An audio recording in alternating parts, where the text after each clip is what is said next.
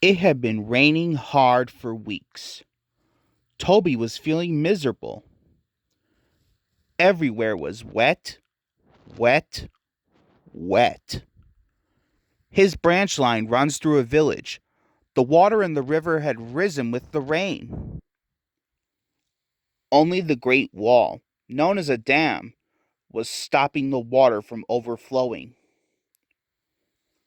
Percy arrived just as Toby was about to inspect the dam for any damage. "Said Percy," replied Toby bravely. Percy watched anxiously as Toby trundled away. His journey took him over a wooden bridge at the end of the village. The river surged dangerously beneath it. Harold the helicopter was inspecting the dam as Toby arrived. Called his driver. The dam did not look safe at all. Toby was very worried. Soon he knew why.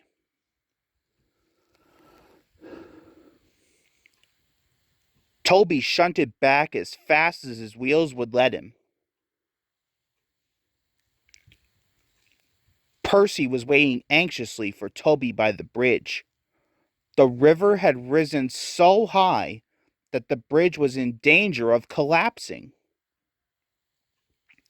Shouted Toby's driver. Called Percy. Wailed Toby. Said his driver.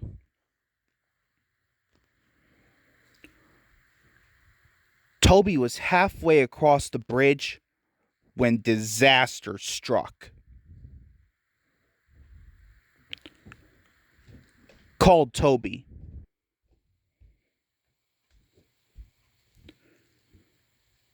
As Toby floated helplessly on the floodwaters, they passed a sign that made them shudder. Beware the waterfall. Then they saw Harold, who swooped low and shouted urgently to them. And they did, to one of Toby's buffers. Just then Percy arrived. Harold flew over to him. He called.